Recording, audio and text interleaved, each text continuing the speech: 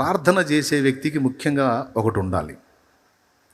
ప్రార్థన చేసే వ్యక్తికి ముఖ్యంగా ఒకటి ఉండాలి. ఏంటంటే విశ్వాసం. అది పక్క. మీరు ప్రార్థనలో అడుగు వాటి నెలను పొంది ఉన్నామని మీరు నమ్మిన ఎడల నిశ్చయముగా అవి మీకు అనుగ్రహింపబడును అన్నాడు మార్కు 11లో. ఇది మీకు తెలుసు. ఎంత ప్రార్థన చేశాము, చాలా సుదీర్ఘ ప్రార్థన చేశామా, చాలా చిన్న ప్రార్థన చేశామా అనేది కాదు. ప్రార్థించే వ్యక్తి యొక్క హృదయంలో ఉన్న విశ్వాసమే కార్యసిద్ధి కలిగిస్తుంది.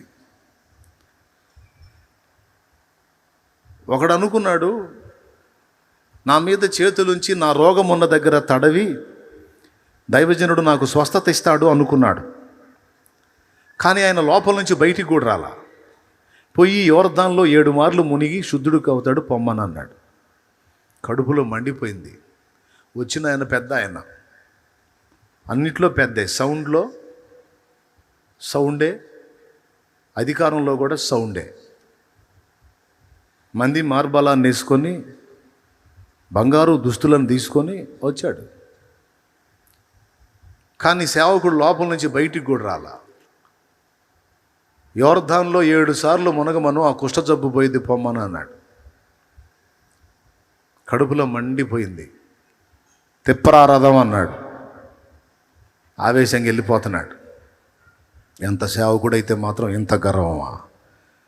నా అంతటి మనుషుడు వస్తే కనీసం లోపలికి పిలవకుండా సరే తీసేయి, బయట నిలబెట్టైనా కనీసం చేతులుంచి నన్ను స్వస్థపరచాల్సిందే.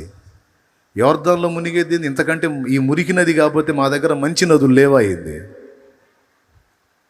అని ఆవేశంగా వెళ్తే పనివాడు చెప్పాడు, దేవుడి దగ్గరికి వచ్చినప్పుడు, దైవ సేవకుల దగ్గరికి వచ్చినప్పుడు ఓవర్ యాక్షన్ పనికిరాదు. ఎట్లా? దేవుడి దగ్గరికి వచ్చినప్పుడు, దైవజనుల దగ్గరికి వచ్చినప్పుడు ఓవర్ యాక్షన్ చేయకూడదు. అది నువ్వు ఏదన్నా అవకాశం ఉన్న దగ్గర చెయ్యి. దేవుని దగ్గర, దైవ సేవకుల దగ్గర జాగ్రత్తగా ఉండాలి, వినయంగా ఉండాలి. నా యజమానుడా, దైవజనుడు ఇంకొక రిస్క్ పని నీకు చెప్తే నువ్వు చేయవా?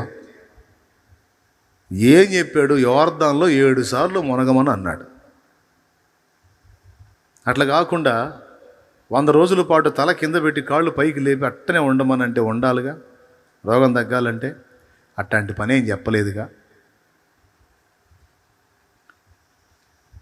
పెద్ద మొత్తంలో డబ్బన్నా అడిగాడా? పైసా ఆశించలేదుగా. నువ్వు తెచ్చిన బంగారు కానీ, నువ్వు తెచ్చిన దుస్తుల బట్టలు కానీ ఏమీ ఆశించలేదుగా.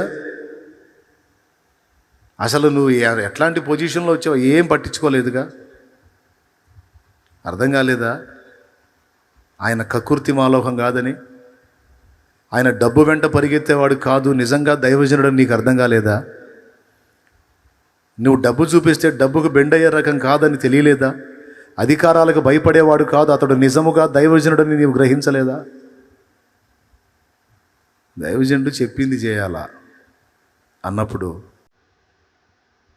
అంతేనట. అంతేనయ్యా.